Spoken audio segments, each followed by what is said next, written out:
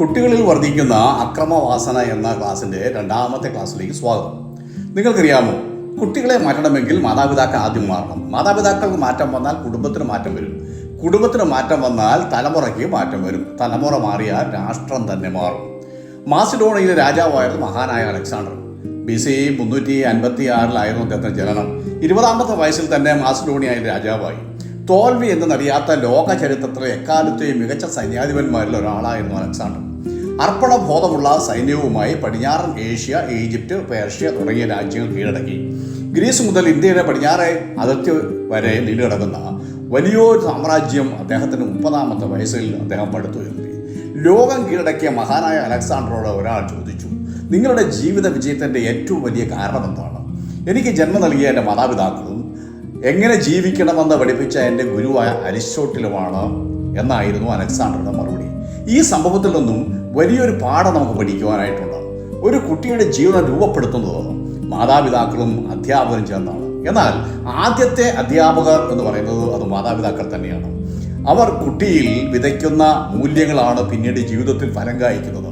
കുട്ടികൾ കേൾക്കുന്നതിനേക്കാൾ നേരിൽ കാണുന്നതാണ് വേഗത്തിൽ പഠിക്കുക.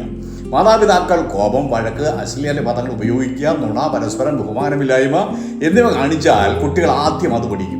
ബൈബിൾ ഇങ്ങനെ പറയുന്നു, പിതാക്കന്മാരെ നിങ്ങളുടെ മക്കളെ കോപിപ്പിക്കാതെ കർത്താവിൻ്റെ ബാലശിക്ഷയിലും പദ്യോപദേശത്തിലും പോറ്റി വളർത്തുകയും. എഫേസ്യർ 4-ാമത്തെ വാക്യം.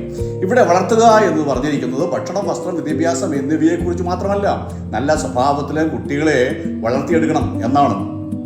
കുട്ടികളുടെ വളർച്ചയിൽ ശരിയായ സ്നേഹവും ശിക്ഷണവും ഒരുപോലെ ആവശ്യമാണെന്നുള്ള കാര്യം നിങ്ങൾ അറിഞ്ഞിരിക്കണം.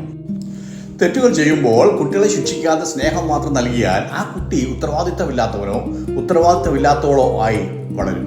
എന്നാൽ സ്നേഹം കൊടുക്കാതെ ശിക്ഷ മാത്രം നൽകി വളർത്തിയാൽ മുറിവേറ്റ ഹൃദയവുമായിട്ടായിരിക്കും ഈ കുട്ടി വളർന്നു വരിക. ഭാവിയിൽ അവനോ അവളോ കുടുംബത്തിലും അതുപോലെ സമൂഹത്തിലും ഇവർ വലിയ പ്രശ്നക്കാരാകും. ഓർമ്മിക്കുക, മക്കൾക്ക് സ്നേഹവും ശിക്ഷണവും ഒരുപോലെ കൊടുക്കാത്ത മാതാപിതാക്കൾ പിന്നീട് കണ്ണീര് കൊടുക്കേണ്ടി വരും. ഇന്ന് പല വീടുകളിലും കുട്ടികൾക്ക് മൊബൈൽ ഫോണുണ്ട്, ടാബുണ്ട്, ഇൻ്റർനെറ്റ് ഉണ്ട്, കണക്ഷനുണ്ട്, ഒക്കെ കൊടുക്കും. മാതാവിനോട് ഹൃദയം തുറക്കുവാനോ പിതാവിനോടൊപ്പം സംസാരിക്കുവാനോ ഒന്നും സമയം കൊടുക്കാറില്ല. മക്കൾക്ക് മാതാപിതാക്കളുടെ സാമീപ്യം കിട്ടാത്തത് കൊണ്ട് അവർ വില കൂടിയ ഐഫോണും ബൈക്കും ഒക്കെ ആവശ്യപ്പെട്ടുകൊണ്ട് വാശി പിടിക്കുന്നത് അതുകൊണ്ടാണ്. ബൈബിളിലെ ഏലി പുരോഹിതന്റെ കുടുംബചരിത്രം നമുക്കൊരു മുന്നറിയിപ്പ് നൽകുന്നുണ്ട്. 1 ശമൂവേൽ പുസ്തകം 2, 3, 4 അധ്യായങ്ങളാണ് ഈ കാര്യം പറഞ്ഞിരിക്കുന്നത്. ഏലി പുരോഹിതൻ ദൈവത്തിന്റെ പുരോഹിതനായിരുന്നു. എന്നാൽ തൻ്റെ മക്കളുടെ തെറ്റുകൾ അദ്ദേഹം തിരുത്തിയില്ല. അതുകൊണ്ട് ആ കുടുംബം തകർന്നു.